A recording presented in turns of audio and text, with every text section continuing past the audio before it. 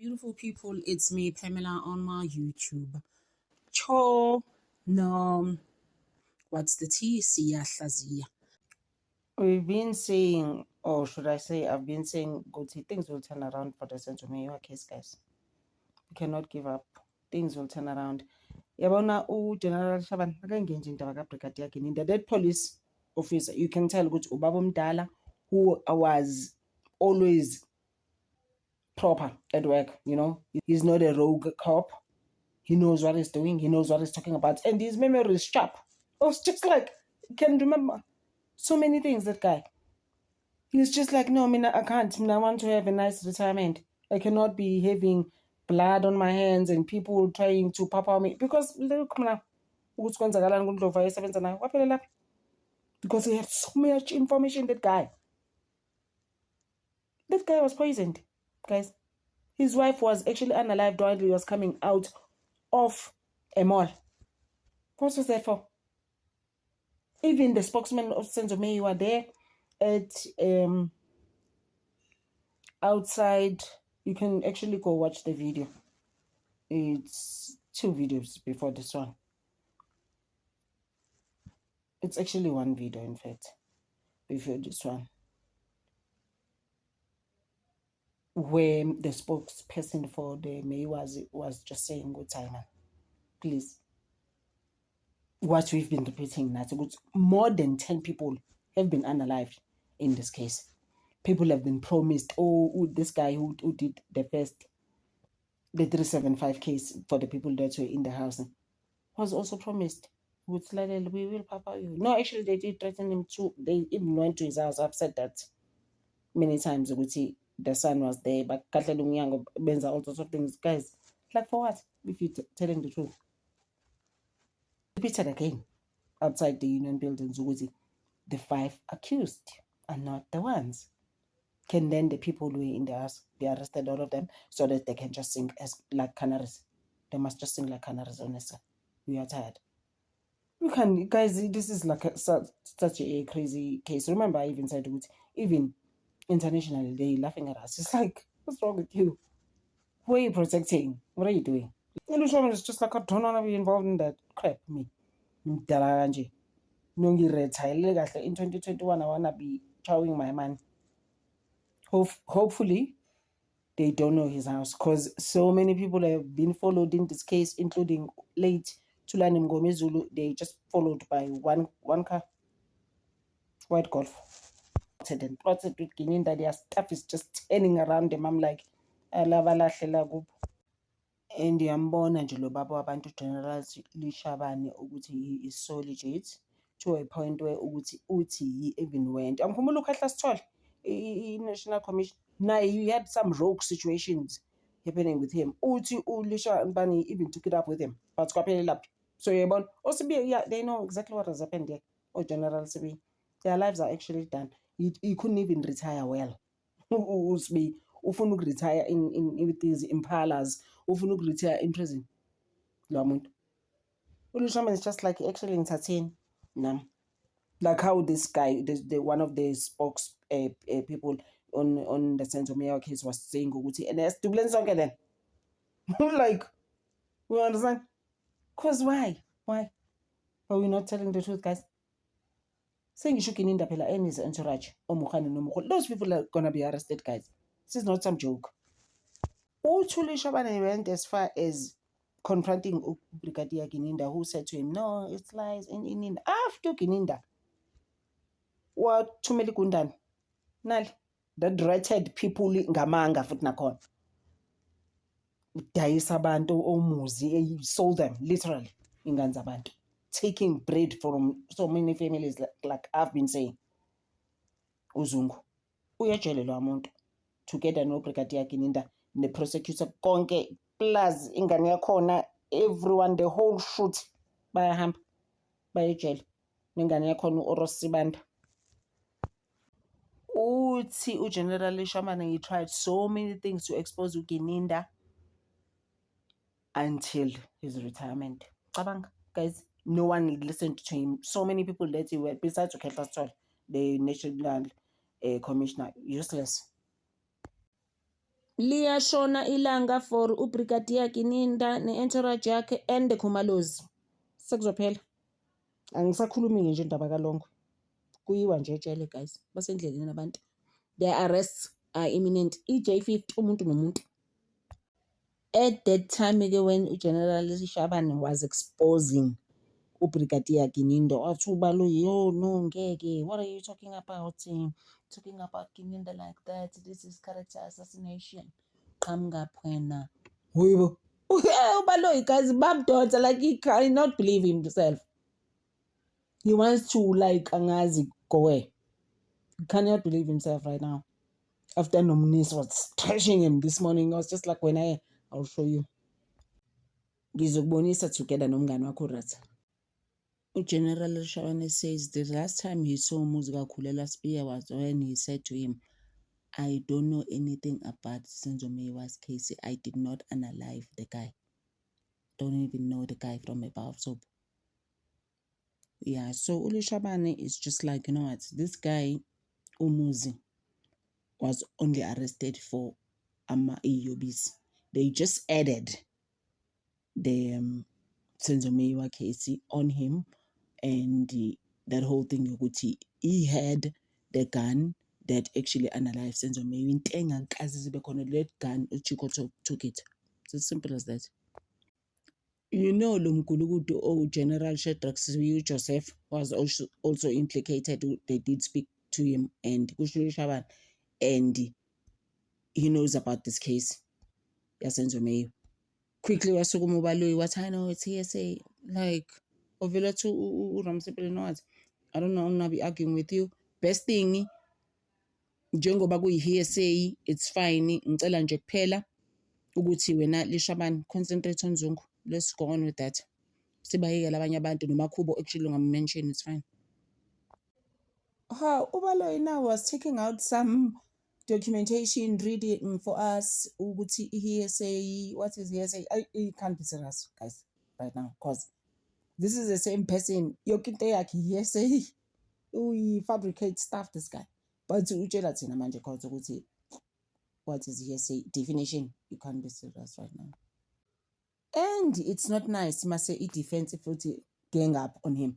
All of them kwaze kwaphuma kumshololo wazi wathi umnisi i-hearsay kanti into enjani ngoba this person is just telling us, General Shabane is just telling us ukuthi okay Sibiya wayesebenza yaphi in like how is it hearsay? Can you please explain what is hearsay? So yabona manje ukuthi akusekho mnandi. Lo baba lo rogue uBhekicele was also implicated ngoba vele nje ngesenzo Meyiwa case akasize umuntu lwamuntu. Wakasiza kanje mhlawumbe. Guys on the comments, oh my gosh, khona la bethi khona, "We love you General Shabane, we love you." Ngibona uGeneral Shabane was digited during his service at SAPS. He is that type, you can tell. Manje bese khipha indaba. Hey, uBaloyi wasukuma quickly wathi bhuti, just stop it indaba now, because he was now saying ukuthi hana uKininda said I must go to Baloyi's office in hour. Kwathiwa nje ngeke mancane ngena mhlambe kuwe lokho. Kusho uBaloyi, hey uBaloyi was just like kungena mhlambe we. How is it relevant, the information now that you are giving? Is where he said Gwabini, his family, told him that the people who were there in the house. Yila angitshela khona ke ukuthi uGwabini owumndeni wakhe ukuthi ke abantu ababesendlini. It is Muzi as well as Ntanzi. Kanye noNtanzi. Let's stop it there, General, just for clarification purposes. You have displayed your diary for all and sundry to see. Are you prepared to make a copy? Yes. Remember, that you yes. See here?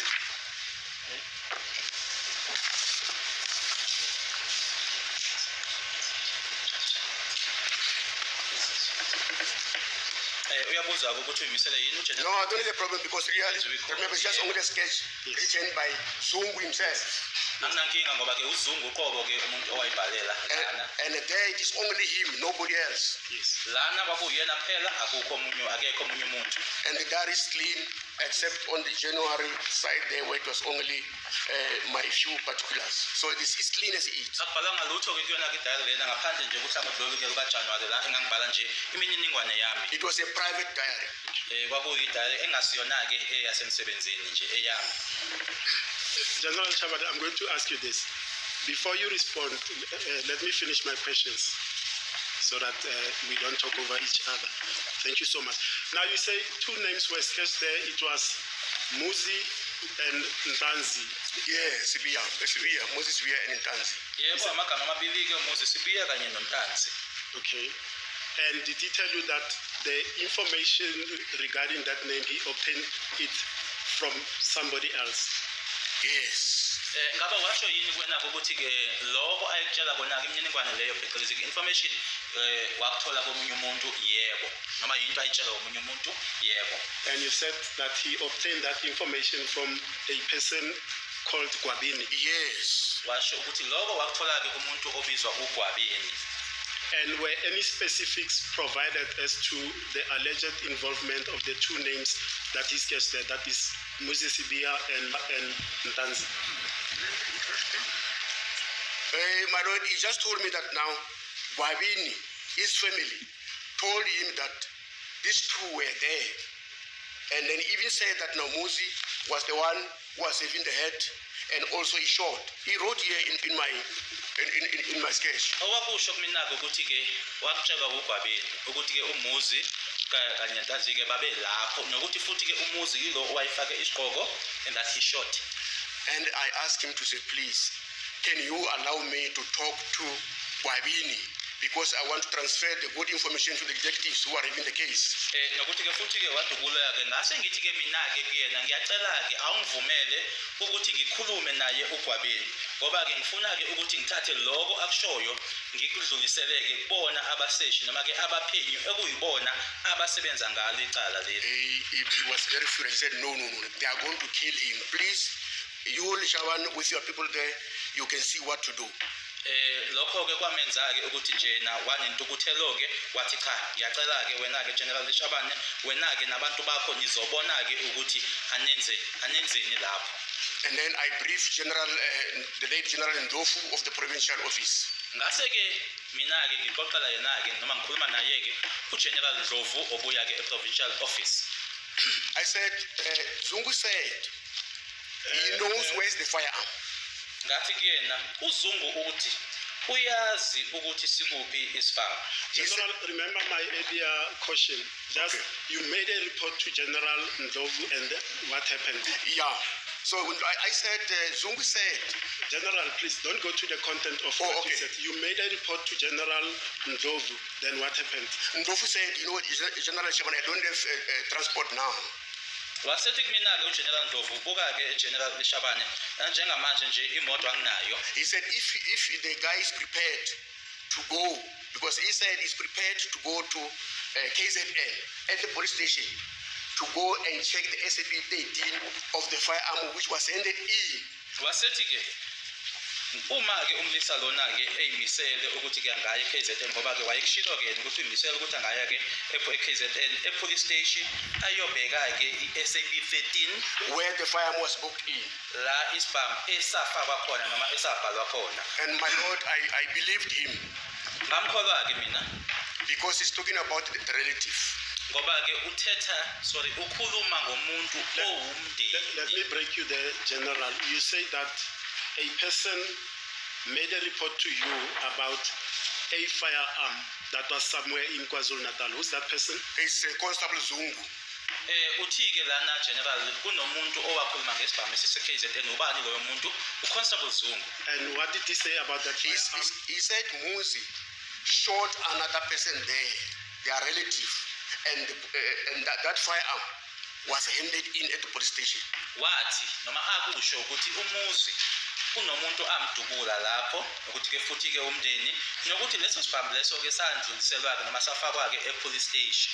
My lord, sorry General, just clarification. And that firearm, how was it relevant to the Senzo Meyiwa case, according to what Constable Zungu told you?